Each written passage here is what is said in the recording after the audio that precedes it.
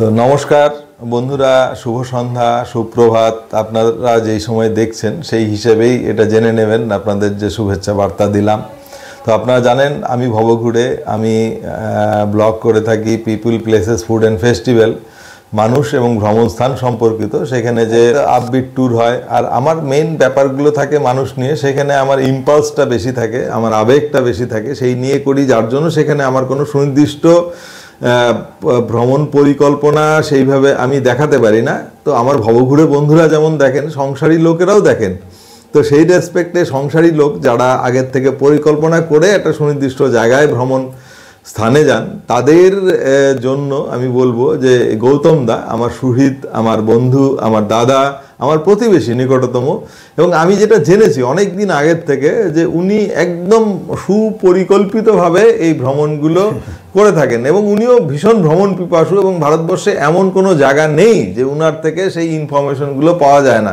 Even আমি এই গৌতম দার থেকে ভ্রমণ সম্পর্কিত ব্যাপারগুলো কিন্তু আমি জানার চেষ্টা করি, কোথায় কীরকম, এবং একদম টু দ্য পয়েন্ট ইনফরমেশন। আমরা যেবার গিয়েছিলাম নৈনিতাল, কোষানি, রানীক্ষেত, তারপরে হচ্ছে আলমোড়া, এই গৌতমদার থেকেই সেই ইনফরমেশন পেয়েছিলাম। গৌতমদারও যাওয়ার কথা ছিল, আনফর্চুনেটলি শারীরিক অসুস্থতার জন্য সে যেতে পারেনি, বাট আমি সেই ইনফরমেশন নিয়ে গিয়েছি। তারপরে আবার গৌতমদা গিয়েছে গতবার, সেখান থেকে আমার জন্য আলমোড়ার বিখ্যাত মিঠাই সে নিয়ে এসছে। তো আজকে গৌতমদা আমার সঙ্গে আছেন। গৌতমদা একদম সদ্য কাশ্মীর থেকে ঘুরে এলেন। তো কাশ্মীর ভ্রমণের ব্যাপারে আমি দুটো কথা বলবো। এক তো শরৎকাল যেটা হয়, আর এই যে শীত যেটা জাস্ট অতিবাহিত হলো, এই সময় দুটো সিজন কিন্তু কাশ্মীর ভ্রমণের জন্য উৎকৃষ্ট। যে প্রাকৃতিক যে অ্যাম্বিয়েন্স, যেটা গাছের পাতার রং থেকে শুরু করে বরফ, সমস্ত কিছু ব্যাপার। তো গৌতমদা এই ভ্রমণটা পরিকল্পনা করেছেন আগের থেকে, এবং ফ্যামিলি নিয়ে গেছেন সেখানে, এবং তার সঙ্গে আরও তার বন্ধুরা ছিল। তো এবার আমি আর কথা না বাড়িয়ে গৌতমদাকে বলবো কিভাবে সেই ভ্রমণ পরিকল্পনাটা করলেন, কি কি সেখানে পেলেন, এবং তার মধ্যে বিশেষ কি ব্যাপার ছিল। তার সঙ্গে গৌতমদা কিছু সেইখানকার জিনিস নিয়েছে, উল্লেখযোগ্য জিনিস সে নিয়ে এসছে। তো সেগুলোও দেখাবে যে কাশ্মীরের কি কি বিষয়গুলো আছে। তো আমি ওভার টু গৌতমদা বলি। গৌতমদা, তুমি আমার দর্শকদের একটা শুভেচ্ছা জানিয়ে তুমি বলবে। শুভেচ্ছা, নমস্কার। হ্যাঁ, তো দেবু যেটা বললো একটু বেশি বাড়িয়ে বলেছে। যাই হোক, আমি ভ্রমণ পিপাসু বটে, তবে বিভিন্ন কারণেই যাওয়া হতো না আগে, ইদানিং যাচ্ছি। তো এই পুজোর মধ্যেই আমি সাউথ ইন্ডিয়া ট্যুর করেছিলাম। তারপরে এই 6-7 মাস পরেই আবার এই শুধু কাশ্মীর নয়, সাথে বৈষ্ণোদেবী, কাটরা থেকে আমরা বৈষ্ণোদেবী দর্শন করলাম। তারপরে আমরা কাশ্মীরের উদ্দেশ্যে রওনা দিই, মানে শ্রীনগর এবং গুলমার্গ, পেহেলগাম, সোনমার্গ। এই যে বলে যে মানুষ যে স্বর্গ বা জান্নাত, সত্যি মানে কাশ্মীর না গেলে ভারতবর্ষে বা পৃথিবীর মধ্যে সুইজারল্যান্ড তো আমি আর যাইনি, হয়তো ইকুইভ্যালেন্ট। বিশেষ করে আমি এই সময় যখন গেছি, মানে বরফ তো পেয়েছি, প্রচুর বরফ, এবং সাথে টিউলিপ গার্ডেন, যেটা শ্রীনগরের মানে বিখ্যাত ব্যাপার। সেটা এশিয়ার মধ্যে মানে সবচেয়ে বড় এবং সুন্দর। আর অ্যাকচুয়ালি টিউলিপ তো হল্যান্ড বা নেদারল্যান্ড, সেখান থেকেই মেনলি হয় আর কি। কিন্তু কাশ্মীরেরটাও সারা এশিয়ার মধ্যে সবচেয়ে বেশি মানে ভালো, এবং সেখানেও আমরা গেছি। সাথে বিভিন্ন মোগল গার্ডেন শ্রীনগরে, সেগুলো দেখেছি। আর সবচেয়ে ভালো লেগেছে পেহেলগামের 3টে জায়গা। সেটা হচ্ছে চন্দনওয়াড়ি, বেতাব ভ্যালি এবং আরু ভ্যালি। এই 3টে জিনিস মানে পেহেলগামে 2 দিন থাকতে হয়। আমরা 2 দিনই ছিলাম। আমি জেনারেলি নিজেই পরিকল্পনা করে যাই, কিন্তু আমার একটু খাওয়া দাওয়ার ব্যাপারে একটু সমস্যা হয়, যার জন্য এবার একটা ট্যুর অপারেটরের সাথে গেছি। তবুও টোটালি ট্যুর অপারেটরের সাথে যাইনি, ওর হেল্প নিয়েছি, ওর খাওয়াটা খেয়েছি এবং কিছু প্যাকেজ ওর সাথে শেয়ার করেছি। তো যাই হোক, খুব ভালো করেছে। অ্যাকচুয়ালি আমাদের নর্থ বেঙ্গলেরই ছেলে, ওই রানা রায়চৌধুরী, তো ওর আন্ডারেই গেছি। তা আমি যেগুলো জানি ওই খাওয়ার লোভেই গেছি। তো যাই হোক, প্রথম কথা হচ্ছে যে আমার ইউরিক অ্যাসিডের কারণে আমি যে যেতে পারবো বৈষ্ণোদেবী দর্শন করতে পারবো, এটা আমার কল্পনা হতেও ছিল না। কারণ আমি যেদিন মানে রওনা দিব তার আগের দিন থেকে আবার নতুন করে ব্যথাটা শুরু হয়েছিল। এবং দেবু যেখানেই আমি যাই না কেন, দেবুর পরামর্শ বা ওষুধপত্র নিয়ে যাই, এবং কি যেখানেই যাই না কেন সেখান থেকে যে প্রবলেমটা হয় আমি দেবুকে সেইটা বলি, কিছু তো নিয়েই যাই, তারপরেও যদি প্রবলেম হয় সে দেবু আমাকে ওখান থেকে ইনস্ট্রাকশন দেয় এবং সেই ওষুধগুলো আমি খেয়ে নিই বা ভালো থাকি। এটা আমার একটা বিরাট, মানে ও তো প্রায় সেমি ডাক্তার সেই হিসাবে, না না সব দিক দিয়ে ও নলেজ ভীষণ। তা যার জন্য আমার ছোটো ভাই, খুব ভালোবাসি ওকে আর ভালো লাগে। হ্যাঁ, এই হচ্ছে ব্যাপার। তা বৈষ্ণোদেবী দর্শনটা তো সবাই জানেন আপনারা, 3-4 রকমভাবে যাওয়া যায়। হেলিকপ্টারে যাওয়া যায়, ঘোড়াতে যাওয়া যায়, হেঁটে যাওয়া যায়, এবং কি পালকিতে যাওয়া যায়। ছোট বাচ্চা থাকলে তাদেরকে প্যারাম্বুলেটর করে নিয়ে যাওয়া হয়।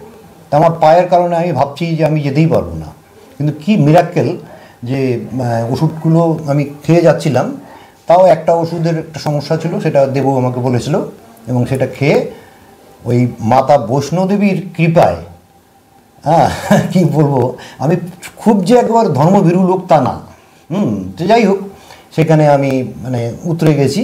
তবে হেঁটে যেতে পারিনি, আমরা ঘোড়ায় চড়ে গেছি।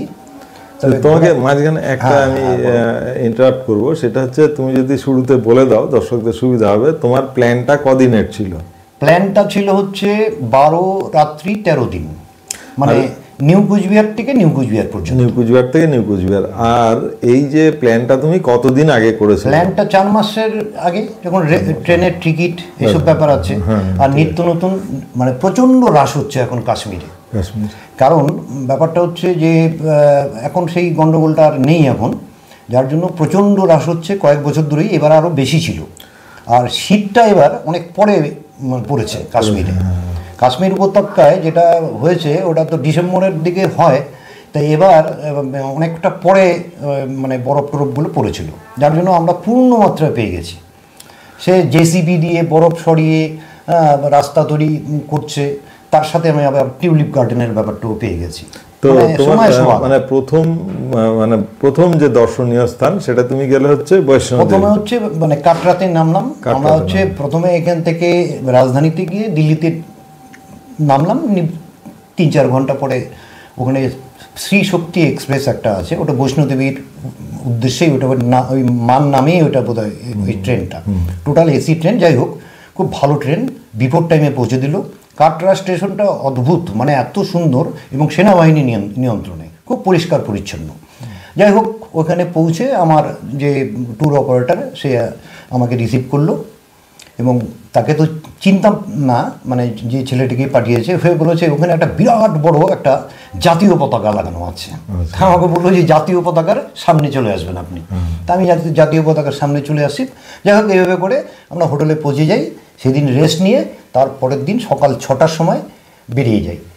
এবং বেরিয়ে গিয়ে ওখানে নিত্য নতুন নিয়ম করে, মানে যে রেজিস্ট্রেশনটা হয় ওটা হিন্দিতে ওরা পর্চি বলে, সেই পর্চিটা ওই কাউন্টার আছে, সেখানে একটু সময় লাগে, সেগুলো আমি করে নিলাম। ওটা 6 ঘন্টার ভ্যালিডিটি থাকে, যার জন্য আগের দিন করা যাবে না। আবার কেউ বলে আগের দিন করা যায়, কিন্তু আমি বাস্তবে দেখলাম সেটা হয় না, যার জন্য রেজিস্ট্রেশনটা করে হোটেল থেকে প্রায় 20 মিনিট লাগে, সেখানে গেলাম। সেখানে গিয়ে বানগঙ্গা যে গেটটা আর কি, সেখানে যে পর্চিটা আবার মানে যেটা থাকবে আইডেন্টি কার্ডটা, সেটা গলায় ঝুলিয়ে রাখতে হয়। তারপরে ঘোড়াওয়ালার সাথে মানে কন্ট্রাক্ট করতে হয়, সেখানেও মানে সরকার নির্দিষ্ট রেট আছে, সেই রেটটা কত? সেই রেটটা হচ্ছে যদি পুরোটা যান তাহলে হচ্ছে 1300 টাকা, মানে শুধু আপ ডাউন হলে আবার 1300 টাকা।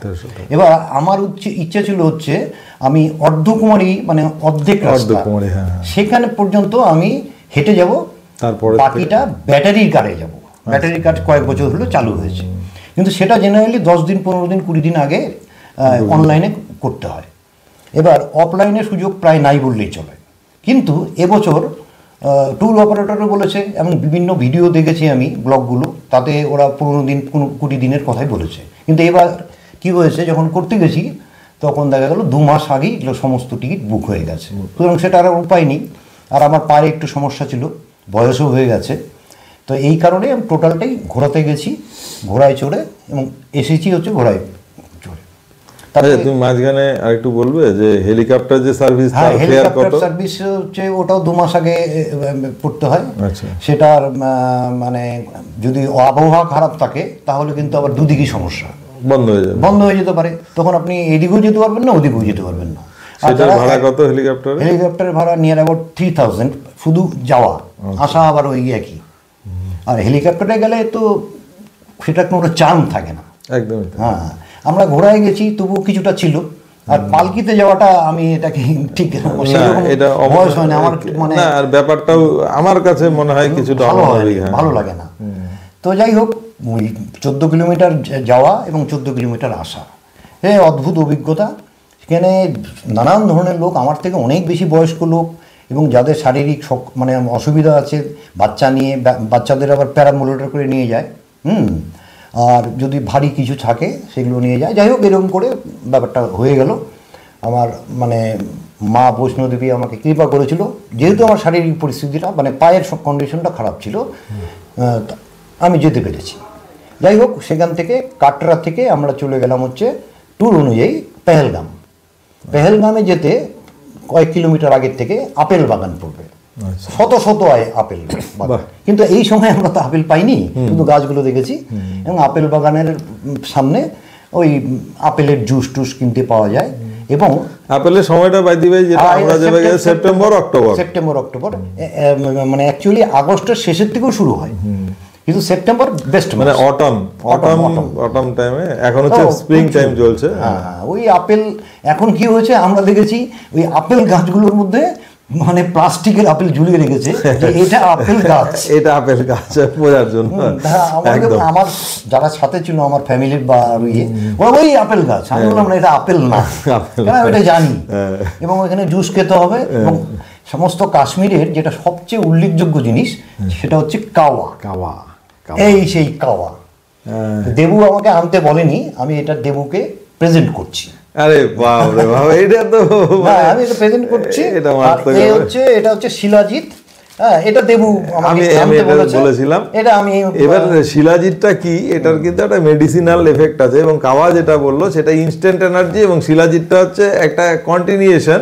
সেখানে ভিটামিন D3 এবং টেস্টোস্টেরনের একটা এনহ্যান্সমেন্টের ব্যাপার, সেটা নিয়ে অন্য কোনো দিন কথা বলবো। এবার গৌতম দার সাথে আবার আসি। তো যাই হোক, ওই সব এনেছি আর কি। যাই হোক, তারপরে পেহেলগামে আমরা সেদিন বিকেলের দিকে পৌঁছলাম। হোটেলটা 10 হাত পেছনে লিডার নদী বয়ে যাচ্ছে, কলকল শব্দে, প্রচণ্ড মানে মানে আওয়াজ আর হাওয়া। আর জানালা খুললেই হোটেলের সেই হিমালয়ের শ্বেত শুভ্র রূপ, যে পাশে তাকানো যায় না কোনো, সেখানেই তাই। দেখো, খুব সুন্দর সিচুয়েশনে আমাদের হোটেলটা ছিল। সেটা হচ্ছে পেহেলগাম। এবার পেহেলগাম থেকে যেতে হবে হচ্ছে 3টে জায়গা। পেহেলগামে কিন্তু তেমন কিছু নেই। পেহেলগাম থেকে যেতে হবে 3টে জায়গাতে। একটা হচ্ছে প্রথমে পড়বে বেতাব ভ্যালি। সেই 1983 সালে সানি দেওল আর অমৃতা সিং এর যে ছবিটা ছিল, ওটা অ্যাকচুয়ালি অন্য একটা নাম ছিল। ওই ছবিটা হওয়ার পরে, বিখ্যাত হয়ে যাওয়ার পরে এখন বেতাব ভ্যালি হয়েছে। আসলে বেতাব ভ্যালি না, কিন্তু অফিসিয়ালি এখন হয়ে গেছে। এবার বেতাব ভ্যালি থেকে ছাড়িয়ে ওটা দুর্দান্ত জায়গা, সেটা হচ্ছে চন্দনওয়াড়ি। চন্দনওয়াড়ি হচ্ছে অমরনাথ যাত্রার বেস পয়েন্ট। সেই বেস পয়েন্ট থেকে মানে অমরনাথ যাত্রা করতে হয়। সে বছরে কয়েকটা মাস থাকে। এখন তো বরফে বরফ। চন্দনওয়াড়িতে আমরা বরফ দেখলাম এবং অ্যাক্টিভিটিস আছে কিছু, সেগুলো সব কিছু করিনি, চলে আসলাম। চলে এসে বেতাব ভ্যালিতে গেলাম। বেতাব ভ্যালি প্রথমে আমি কভার করিনি, তবে চন্দনওয়াড়িটা বেশি ভালো লেগেছে, বেতাব ভ্যালিটা তুলনায় একটু তারপরে চলে আসলাম হচ্ছে আরু ভ্যালি। এই আরু ভ্যালিটা দুর্দান্ত পেহেলগামের মধ্যে। আমার মনে হচ্ছে পেহেলগামের আরু ভ্যালিটি সবচেয়ে ভালো। এবং সেখানেও হোটেল আছে, সেই একদম মানে মেইন পয়েন্টেও হোটেল আছে, আবার কেউ পেহেলগামও থাকতে পারে। যাই হোক, এরকম করে এই পেহেলগাম ব্যাপারটা হয়ে গেল। তারপরে আমরা তারপরের দিন শ্রীনগরের উদ্দেশ্যে রওনা দিই।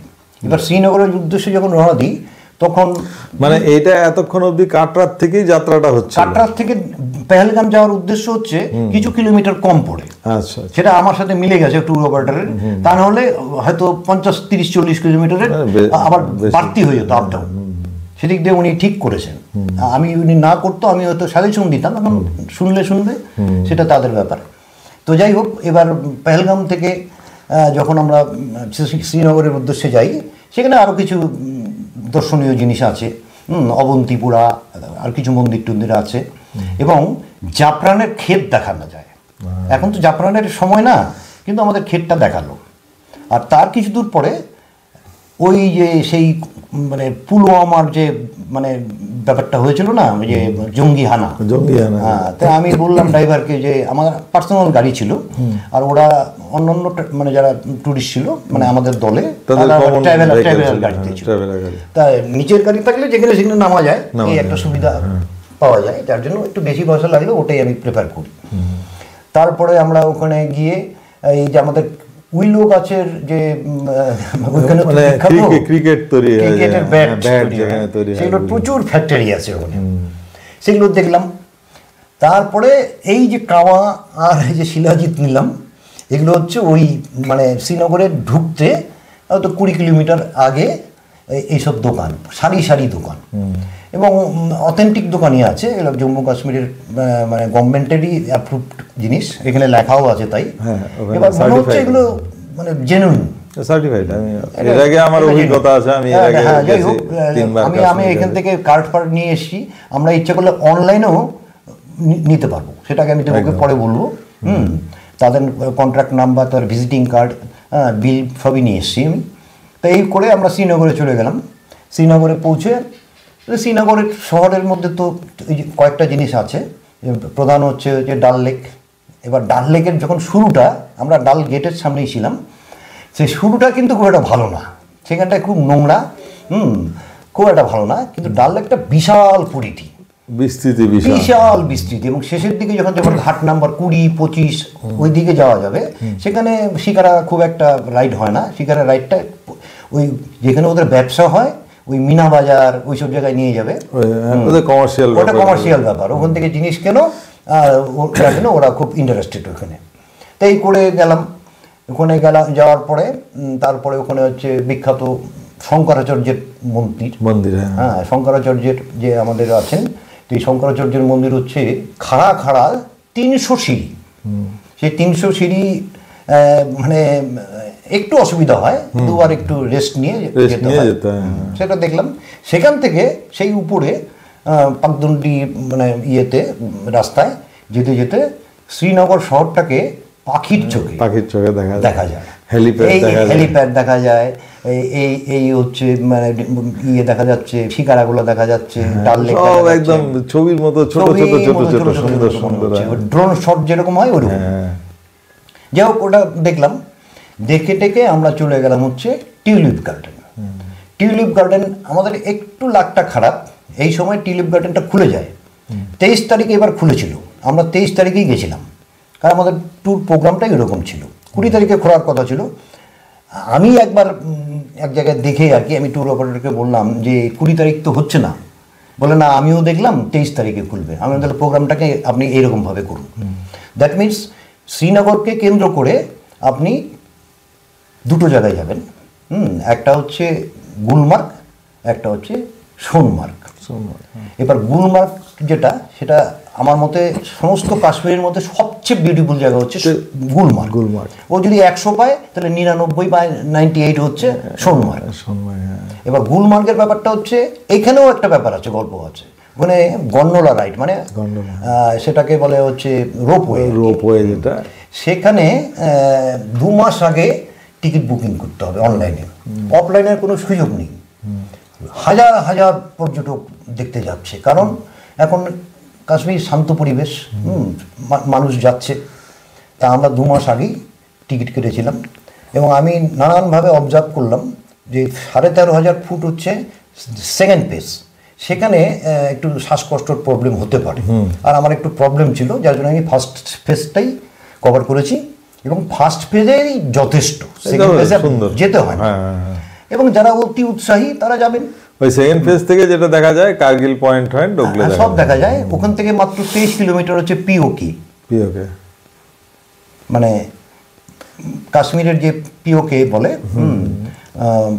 পাকিস্তান অকুপাইড কাশ্মীর যেটা, সেখানে সেটা দেখা যায়। এই হচ্ছে ব্যাপার।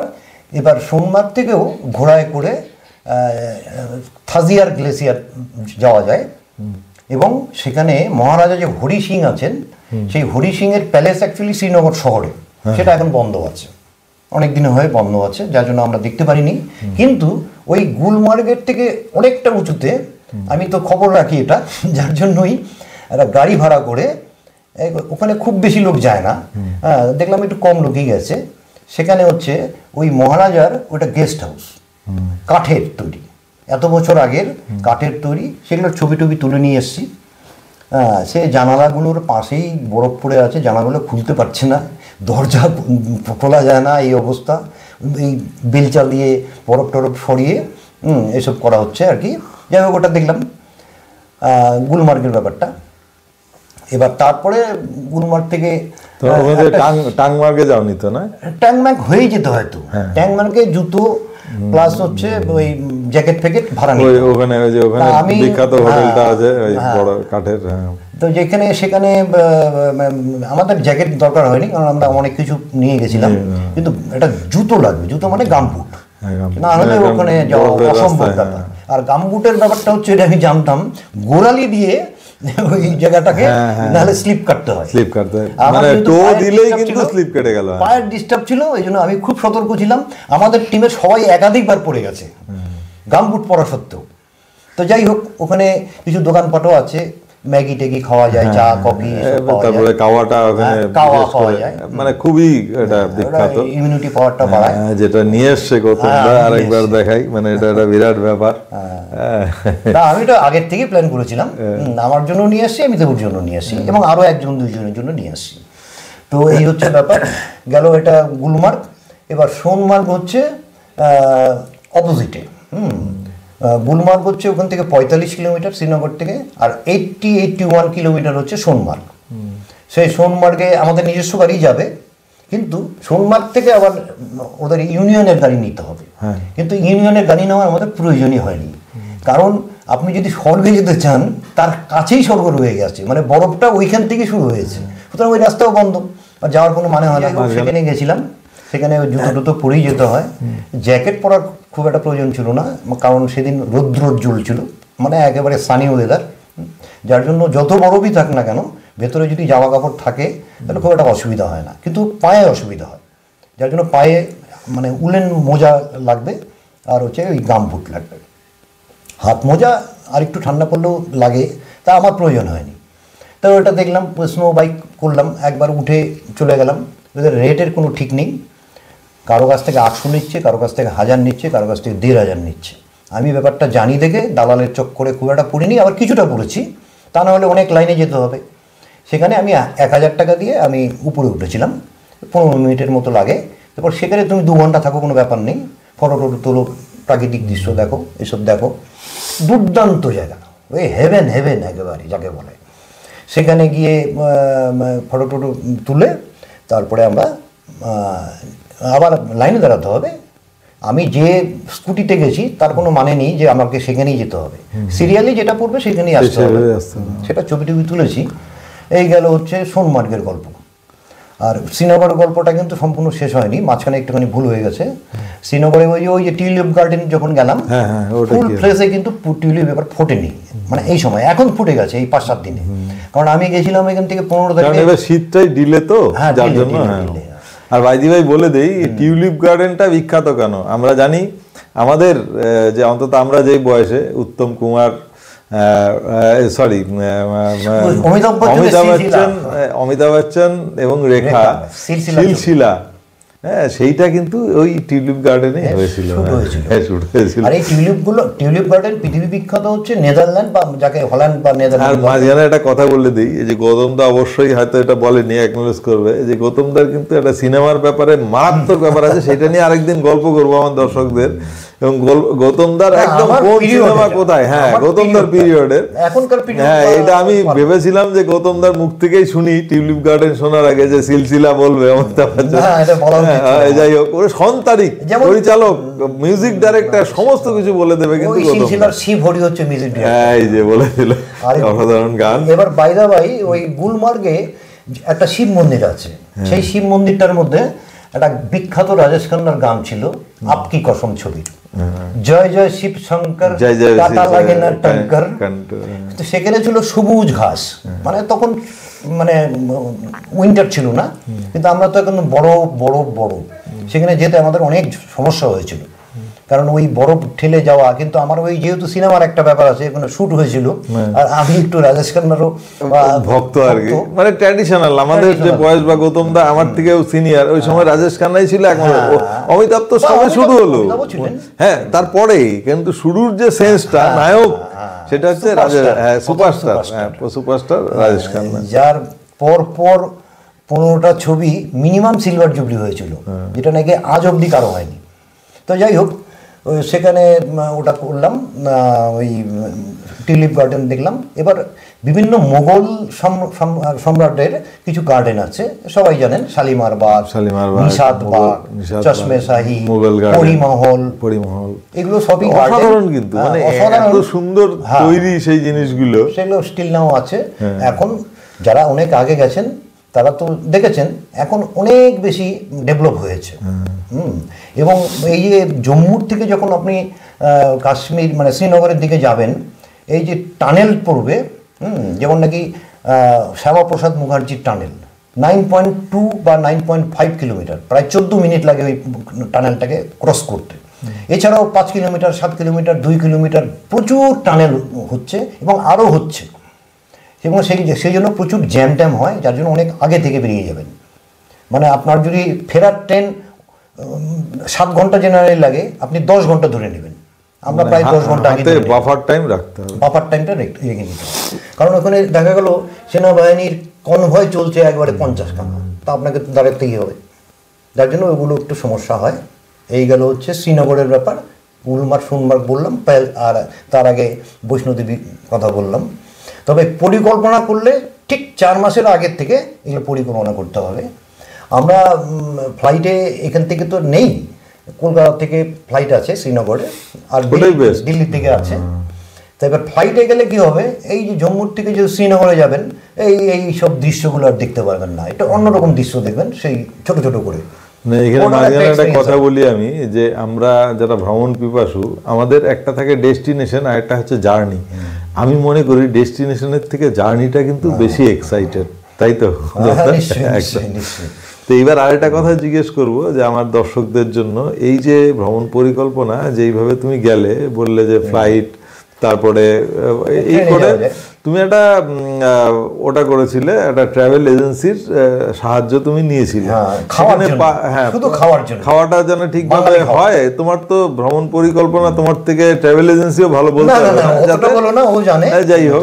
তো সেই হিসেবে আমি বলবো যে পার হেড কত করে তোমাদের লেগেছে এই যে 13 দিনের যে কাশ্মীর ব্যাপারটাই হচ্ছে এক্সপেন্সিভ। কেন এক্সপেন্সিভ বলছি, ওই যে আমি আমার 4 জন আমার ফ্যামিলিতে, সদ্য আমার ছেলে বিয়ে হয়েছে 6-7 মাস আগে, আমার বৌমা গেছে, এই 4টা লোকের ঘোড়া নিয়েই আমরা গেছি আসছি, তাতে আমার প্রায় 11,000 টাকা লাগলো। এটা তো আপনার খরচের হিসাব, হেঁটে গেলে 1 টাকাও লাগতো না। এবার এই যে আমি সোনমার্গে যে রাইডটা করলাম, 4টা লোকের কত টাকা লাগবে, আমি গড়ে 1,000 টাকা ধরলো, 4,000 টাকা। তারপরে ওখানে লোকাল ইউনিয়নের গাড়ি নিয়ে যেতে হবে, সেখানে ওদের একটা নির্দিষ্ট রেট আছে, ওটার মধ্যে ঠকাওয়ার কোনো ব্যাপার নেই। আরেকটা কথা বলা হয়নি, সেটা হচ্ছে পেহেলগাম থেকে, যেটাকে মিনি সুইজারল্যান্ড ভারতবর্ষের 4টা জায়গাকে বলে, আমি যতদূর জানি আরও হয়তো বলে। যেমন নাকি আমি গেছিলাম হিমাচল প্রদেশের ডালহৌসি থেকে 34 কিলোমিটার দূরে খাজিয়ার, সেখানে অনেক হিন্দি সিনেমার শুটিং হয়েছে আগেকার দিনে, এখনও হয়। সেখানে সেটাকে বলে মিনি সুইজারল্যান্ড। আর আরেকটা মিনি সুইজারল্যান্ড বলা হচ্ছে ওই পেহেলগাম থেকে, ওইটাকে বলে বৈশায়ন ভ্যালি। সেখানে যাওয়ার কোনো বুদ্ধি নেই, মানে হেঁটে যাওয়া ভীষণ টাফ, ওখানে ঘোড়ায় করে যেতে হবে। এবং যখন বরফটা গলবে তখন বরফের জলটা জল হয়ে যাবে এবং সেখানে প্রচণ্ড কাদা হবে এবং ঘোড়া যে রাস্তা দিয়ে যায় বীভৎস রাস্তা, ঘোড়া রাখা মানে খুব কষ্টকর ব্যাপার, তবুও যেতে হবে। এবং যখন পৌঁছানো যাবে, যদি মানে গ্রীষ্মকালে যাওয়া যায় তাহলে তো সবুজে সবুজ, তখন তো মনে হবে না এই তো সুইজারল্যান্ড, এই তো স্বর্গ। আর বরফে যদি যান সমস্ত জায়গায় বরফ সাদা, এবং অবশ্যই সানগ্লাস লাগবে, সানগ্লাস ছাড়া কোনো বুদ্ধি নেই, চোখ ঝলসে যাবে। ওইখানে আমি একটা গুলমার্গ থেকে একটা এই আমার বয়সে মানায় না ওটা একটা চশমা কিনেছিলাম। সেটা আমি ভাড়া নিয়েছিলাম, আমি বললাম কিনে নিলাম, একটু বেশি পয়সা দিয়ে কিনে নিয়েছি, ওটা বাড়িতে নিয়ে এসেছি। আর কবে কোথায় যাব সেটা পরে দেখা যাবে, তখন কাজে লাগবে। এই হচ্ছে ব্যাপার। তো এই জন্য মানে ব্যাপারটা হচ্ছে যে কস্টলি। গন্ডোলা রাইডের যদি দুটো ফেস করা যায় তাহলে প্রায় পার হেড 2000 টাকা। এবার ওখানে লোকাল গাড়ির ব্যাপার আছে, ঘোরার ব্যাপার আছে। টিউলিপ গার্ডেনে যাবেন 100 টাকা টিকিট, 4টা লোক হলে 400 টাকা, ওগুলো তাও রিজনেবল আছে। আর ঘোড়াওয়ালা আর এই যে স্লেজ গাড়ি বা এইসব ব্যাপার, এগুলো প্রচণ্ড বার্গেনিং হয়। এগুলো বার্গেনিং করে নিতে হবে। যে ট্রাভেল এজেন্সি কত নিয়েছে? ট্রাভেল এজেন্সি নিয়েছে হচ্ছে মানে পার হেড কোনো রেলের টিকিট ফিকিট বা সব কিছু বাদ দিয়ে per head Katra to Katra 19,000 টাকা পার হেড। তার মানে 19,000 টাকা ধরতে হবে, প্লাস আপনারা যেই জায়গার থেকে যাচ্ছেন সেই জায়গার থেকে আপনি ট্রেনে যাবেন কি ফ্লাইটে যাবেন সেই ভাড়াটা ইনক্লুড করতে হবে। আর যে ছোট ছোট যে ব্যাপারগুলো আছে, গন্ডোলা রাইড, তারপরে শিকারা রাইড, ও আরেকটা কথা বলা হয়নি, সেটা ভাড়া ইনক্লুড করতে হবে। হাউস বোটে ছিলাম আমরা, ওটা কন্ডিশনও ছিল। হাউস বোটের অভিজ্ঞতাটা একটু অন্যরকম। তবে ওখানে হাউস বোটে একটা সমস্যা হয়, ওখানে স্নান করা যাবে না। আর স্নান খুব একটা দরকারও হয় না, কারণ ওই জলটা খুব একটা ভালো হয় না। আর বাকি বাথরুম বা অন্যান্য জিনিসগুলো ভালো। আর ওখানে একটা সুবিধা আছে, ওই হিটার থাকে, তো ওই কম্বলের ভেতরে হিটার দিয়ে দেয়, এই আধ ঘন্টার মধ্যে এটা গরম হয়ে যায়, তাতে কোনো প্রবলেম হয় না। আর বাকি সব সুন্দর হয়েছে। আমাদের সবচেয়ে বড় লাক যে আমরা এত বরফ পেয়েছি, সাথে টিউলিপ গার্ডেনটাও অনেকটাই পেয়েছি, মানে আংশিক হলেও পাওয়া গেছে। মানে বরফ এবং টিউলিপ দুটোই পাওয়া গেল, দুটো কিন্তু একসাথে পাওয়া। আর এই যে আমাদের যদি ফার্স্ট উইকে যান, মার্চের শেষ, আমি তো মার্চের মাঝখানে গেছি, তা আমি জানি 20 তারিখে খুলে যাবে। আমি 23 তারিখ 22 তারিখে আমি যদি করি তাহলে তো ওটা হয়ে যাবে। অ্যাকচুয়ালি টিউলিপ ফেস্টিভ্যালটা হয় এপ্রিলের 2nd উইকের দিকে হয়, ওটা আগের থেকে হয় না। ওটা 20 দিন মাত্র ফুল ফ্লেজে ফুটে থাকে ওটা, আমি যতটুকু জানি। এবার সেটার টাইমিংয়ের ব্যাপার আছে, সারা দেশ থেকে এবং বিদেশ থেকেও ওই টিউলিপ দেখতে আসে। আর ওভারঅল যে তোমাদের খাওয়া দাওয়ার এক্সপিরিয়েন্সটি আছে, মানে আমাদের বাঙালি যারা ট্রাভেলার আর কি, এটা কিন্তু আমাদের একটা বিশেষ ব্যাপার। আমি প্রথম কোনো ট্রাভেল এজেন্সির মানে আংশিক মানে হেল্প নিয়েছি। আর বাকিটা আমার পরিকল্পনা মতো। আমি ওরা যখন বেরোইছে আমি 1 ঘন্টা আগে বেরিয়ে গেছি, ওরা যখন ফিরেছে আমি 1 ঘন্টা পরে ফিরেছি, আমার তো তারা নেই, আমার পার্সোনাল। আর ওভারঅল যেটা বলবো যে গৌতমদার যে বয়স, আমাদের যে বয়স, সেই হিসেবে ট্রাভেলাররা গেলে শরীর স্বাস্থ্যের ব্যাপারে সেরকম সমস্যা নিশ্চয়ই হয়নি। সমস্যা তো অ্যাকচুয়ালি আমার হয়, মানে ওটা যেটা নিজস্ব যে ব্যাপারগুলো আছে, ইউরিক অ্যাসিড বা দেন এমনি বাহ্যিক হবে, পেটের সমস্যা হবে। আর সবচেয়ে বড় কথা, আমি এখন একটা ওষুধ দেখাতে পারি এই মুহূর্তে, ঘোড়ার জার্নি আর ওই যে স্কুটি মানে বরফের উপরে, আমাদের ফুল ফ্যামিলির প্রত্যেকেরই কোমর পিঠ ব্যথা হয়ে স্টিল নাও হয়ে আছে। আমি জেনারেল এসপি খাচ্ছি, আমার ওয়াইফও খাচ্ছে, আমার ছেলে একটু বয়স কম, যাই হোক ঠিকই আছে, সবারই এই সমস্যাটা হয়েছে। আর এই যে গৌতমদা যেটা এই 14 কিলোমিটার যে ওই যে ঘোড়ায় যাওয়ার থেকে নামা কিন্তু কঠিন, খুব কঠিন, সত্যি তাই। ঘোড়ায় ওঠাটা যতখানি, তার থেকে নামাটা অনেক বেশি কঠিন। আমাদের তো অভ্যাস, সেখানে ভীতিটা আমাদের কাজ করে। ঘোড়া যখন সামনে তবে বৈশাখ ভ্যালিতে ঘোড়ায় যেতে গেলে যাদের শারীরিক সক্ষমতা থাকবে তারাই শুধু যাবেন। আর ওই কাদা যদি না থাকে আর বরফ যদি খুব না থাকে তাহলে যেতে পারবেন। আর ওইখানে গেলে সত্যি মিনি সুইজারল্যান্ড। আর মিনি সুইজারল্যান্ড আরেকটা কোনটা, সেটা হচ্ছে সোনমার্গ থেকে থাজিয়ার গ্লেসিয়ার যেটা বলে, যেখান দিয়ে কার্গিল, দ্রাস, লে, লাদাখের ন্যাশনাল হাইওয়ে চলে গেছে, কার্গিল মেমোরিয়াল ওয়ারফেয়ার আছে, অদূর আমরা যেতে পারিনি কারণ ওটা গেলে তো আরও 3 দিনের প্রোগ্রাম, সব কিছু তো আর সম্ভব না। তো সেখানে একটা ওই মিনি সুইজারল্যান্ড আছে, আবার পেহেলগামে একটা মিনি সুইজারল্যান্ড আছে, আর ওই যে বললাম খাজিয়ার, একটা থাজিয়ার হচ্ছে সোনমার্গে, আর খাজিয়ার হচ্ছে ডালহৌসি থেকে, হিমাচল প্রদেশের ডালহৌসি, যেখানে নাকি নেতাজি সুভাষচন্দ্র বসুকে হাওয়া বদলের জন্য রাখা হয়েছিল। সেটাও খুব সুন্দর জায়গা, এই ধর্মশালা হয়ে তারপরে যেতে হয়। সেটা ছিল হিমাচল প্রদেশের একটা ট্যুর। আর এই তো, তবে উত্তরাখণ্ডের দেখেছি কেদার, বদ্রি। কেদারে আমি যাইনি কারণ আমি ওই ট্রেকটা করতে পারবো না। আমি কেদারের কাছে গেছি, বাবা দয়া করেনি আমাকে। বদ্রীনাথ গেছি এবং পঞ্চপ্রয়াগ হয়ে দেবপ্রয়াগ, রুদ্রপ্রয়াগ এসব সব কভার করে গেছিলাম যথারীতি। আমি আরেকদিন গল্প হবে, হ্যাঁ সেটা নিয়ে তো গল্প হবে। সেটা আমি আমার নিজস্বভাবে করেছিলাম এবং সেটা এই যে উত্তরাখণ্ডের যে দুটো অংশ, একটা হচ্ছে কুমায়ুন, একটা হচ্ছে গাড়োয়াল। গাড়োয়াল অঞ্চলটা হচ্ছে সমস্ত ধর্মস্থান, এই যে 4 ধাম সব গাড়োয়াল, আর কুমায়ুন হচ্ছে ন্যাশনাল স্যাংচুয়ারি, হ্যাঁ ওই কৌশানি, মুন্সিয়ারি, একদম ন্যাচারাল যে একদম ফরেস্ট এগুলো রিলেটেড। মুন্সিয়ারি আমি যদিও যাইনি, কৌশানি গেছি, রানীক্ষেত, আলমোড়া, তারপরে নৈনিতাল। এটা আমরা যারা মানে ম্যান ইটার অফ কুমায়ু, আমরা জিম করবেটের ডায়েরি পড়েছি, তারা কুমায়ু নিয়ে কিন্তু পুরোটাই বলা আছে সেখানে, সেটা আমরা জানি। আর এটা হচ্ছে এই যে মানে উত্তরাখণ্ডের ওটাও হিমালয়, হিমাচল প্রদেশেও হিমালয়, বিশেষ করে মানালিকে ইয়ে করে, মানালি থেকে রোটাং পাসে গেছিলাম। সেটা নিয়ে আলাদা আরেকদিন আলোচনা হবে। কাশ্মীরের সৌন্দর্য কিন্তু অন্য, কাশ্মীর ব্যাস ওরা বলে মানে স্বর্গ, জন্নত যদি না দেখা যায়, ওটা মানে ছবিতে যা দেখা যায় তার থেকেও ভালো, এটা শুধু আমি বলতে পারি। এইখানে আমি একটা ছোট্ট টিপস দেব, যেটা হচ্ছে গৌতম দা বললেন যে আমার থেকে ওষুধ সম্পর্কিত ব্যাপারে, আমি চিকিৎসক নই, একবার বলে দিই, এটা কিন্তু ভুল করেও ভাববেন না এবং নিজেকে দাবি করি না। আমি ওষুধ যে ব্যাপারটা আছে তার সাথে যুক্ত, সেই রেসপেক্টেই, যেটা হচ্ছে যাওয়ার অন্তত 1-2 দিন আগের থেকে আপনারা যেটা প্রিবায়োটিক এবং প্রোবায়োটিক সেটা খেতে থাকবেন এবং আসার 5-6 দিন অবধি খাবেন। তাহলে পেট জনিত সমস্যা, বাঙালির পেটের রোগ কিন্তু ভয়ঙ্কর, ব্যথা ট্যাথা এগুলো অন্য বিষয় আছে, সেগুলো সবাই জানি, কিন্তু যেটা করবেন সেটা হচ্ছে প্রিবায়োটিক এবং প্রোবায়োটিক। সেটা একটু এক্সপেন্সিভ হলেও সেটা আপনি খাবেন দিনে 2 বার করে, সকালে রাত্রে, তাহলে অন্তত পেটের সমস্যাগুলো। আমি যথারীতি নিয়ে গেছিলাম, তবে আমার অত্যন্ত সৌভাগ্য, যেটা আমার জন্য আমি নিয়ে গেছিলাম সেটা আবার অন্যের জন্য প্রয়োগ করতে হয়েছে আমার টিমেরই। মানে এইবার তোমার তো সেই অনুযায়ী পেটের সমস্যা না, এবার হয়নি, আমাকে ওই সব জয় মাতা দিয়ে রক্ষা করেছে।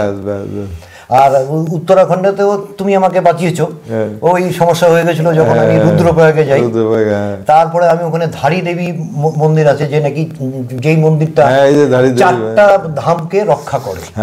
ওই একটা সময় ওই ধারী দেবীর মন্দিরটাকে, আমি একটু অন্যদিকে চলে গেলাম, তো ওই ধারী দেবী মন্দিরটাকে আর একটু ভালো করার জন্য গভর্নমেন্ট থেকে সেটাকে সরিয়ে নিয়েছিল। আর সেই দিনই 2013 সালের যে উত্তরাখণ্ডের যে ভয়ঙ্কর যে বন্যা, মানে ওটাকে কি বলে, মানে মেঘ ফাটা বৃষ্টি, ক্লাউড ব্লাস্ট, সেটাই কিন্তু হয়েছিল।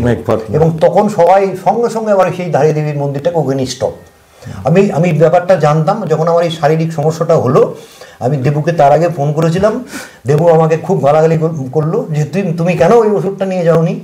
ভাই ভুল হয়ে গেছে, এখনই এটা কেন, ওই প্রিপারেশনেরই আমি একটা ওষুধ কিনে আমি ধারী দেবীকে মানে মাকে প্রণাম করলাম। আমার টোটাল প্রোগ্রামটা পরে ভালোভাবে হয়েছিল। তো আমার শারীরিক এই ব্যাপারটা থাকে, এইবার কিছু হয়নি।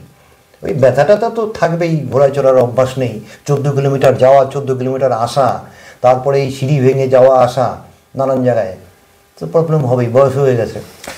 যেমন ধর্মশাস্ত্রে একটা কথা বলে, মানে ধার্মিক বাঙালির জন্য সব তীর্থ বারবার, গঙ্গাসাগর একবার, সেটার প্রেক্ষিত যদিও আলাদা, কিন্তু আমি বলবো যে জীবনে অন্তত একবার কাশ্মীর ভ্রমণ করা উচিত।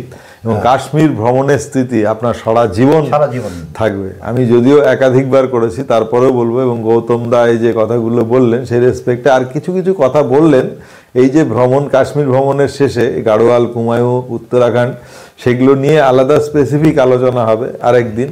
সঙ্গে থাকুন, দেখতে থাকুন। আরেকটা বিষয় বলি, এই যে গৌতম দাকে নিয়ে যেমন আমি এই আজকের আলোচনাটা করলাম কাশ্মীর ভ্রমণের, যেমন সুবীর আতর্তিকে নিয়ে এর আগে করেছি এই আমাদের সিকিম যে ট্যুর যেটা আছে, এরপরে আবার নর্থ বেঙ্গল ট্যুর নিয়ে সুবীরদার সাথে কথা বলবো। এবং আপনাদের যদি স্পেসিফিক মনে হয় যে আপনারা কোনো ট্যুর করেছেন, সেটা আপনি আপনার বন্ধু বৃহৎ সমাজের কাছে জানাতে চান যে গল্পর মাধ্যমে, আমাকে আপনারা আমার সমস্ত ভিডিওর নিচে আমার নাম্বার দেওয়া থাকে, সেখানে আপনি হোয়াটসঅ্যাপ করতে পারেন। আপনার বাড়িতে গিয়ে এইরকম পডকাস্ট বা ভিডিও ব্লগ আমি করব, আপনারা চাইতেই পারেন। তার সঙ্গে আপনাদের ভ্রমণ ছবি থাকলো, বা আগেও আপনি ভ্রমণের আগেও আপনি আমাকে জানাতে পারেন। তো গৌতম দাকে অনেক ধন্যবাদ। আবার বলি, আমি মানে উপহার সবারই ভালো লাগে, আমার বিশেষ করে আমি খাদ্য রসিক। আমি আগের থেকে প্ল্যান করেছিলাম, ও আমাকে এটা আনতে বলেছিল এবং বলেছিল একটু কস্টলি, এটা কিন্তু আমাকে পয়সা নিতে হবে। আমি ঠিক আছে নেব, তো এটা তো আমি নিতে পারি না, আমার আরো আনার ইচ্ছা ছিল, কিন্তু যাই হোক। এই গৌতম দা এটা কিন্তু বিচ্ছিন্ন ঘটনা নয়, এর আগে মানে যেটা হচ্ছে আলমোড়ার থেকে বাল মিঠাই আমাকে এনে খাইয়েছে। তো এই জন্য গৌতম দাকে আবার ধন্যবাদ। এবং গৌতম দা আমার জন্য, আমার দর্শকদের জন্য, আপনাদের জন্য এই ভ্রমণ বৃত্তান্ত শেয়ার করলো।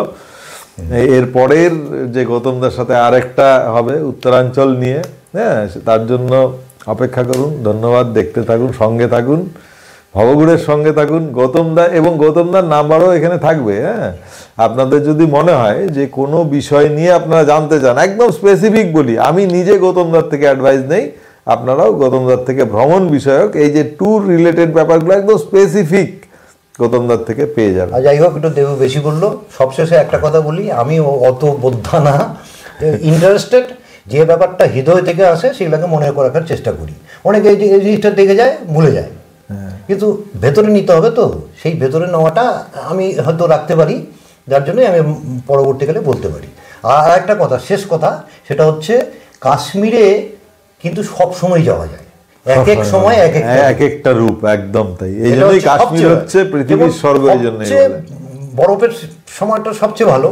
আর এই যে আমি যখন গেছি, শুধু টিউলিপটা ফুল প্লেসটা পাইনি, একদম পারফেক্ট টাইম হচ্ছে মার্চের শেষ, এপ্রিলের গোড়া। এছাড়া যদি পুজোর সময় যেতে চান, কারণ পুজোর সময় ছুটি ছাটা থাকে, সেখানে শুধু দেখবেন সবুজ আর সবুজ, সেখানে মাউন্টেনগুলো আরও ভালো দেখতে পারবেন। আবার যদি বর্ষার দেখেন, সেই বর্ষার রূপ আর কোনো ঝামেলা হবে, তখন ধস নামবে, নানান রকম সমস্যা হবে। আর অন্য অন্য সময়ও যাওয়া যায়, তো সবসময় কাশ্মীর যাওয়া যায়। আপেলের সময় গেলে তো আপেল পাবেন, আমরা যেমন আপেল গাছ দেখেছি, কিন্তু কোনো একটা আপেলও পাইনি, প্লাস্টিকের আপেল পেয়েছি। এটাই, এই জন্যই কাশ্মীর জান্নাত। হয়তো কোনো যদি ভুল ত্রুটি হয়ে থাকে, হয়তো আমার থেকেও অনেকে অনেক বেশি জানে, আমি আর কি জানি। আমাদের আবেগ, এটা আবেগ, ভালোবাসা, এটাই। আমাকে ডেকেছে, আমি ঠিক আছে যা জানি সেটাই বললাম, শেয়ার করলাম। ঠিক আছে, শুভরাত্রি, নমস্কার।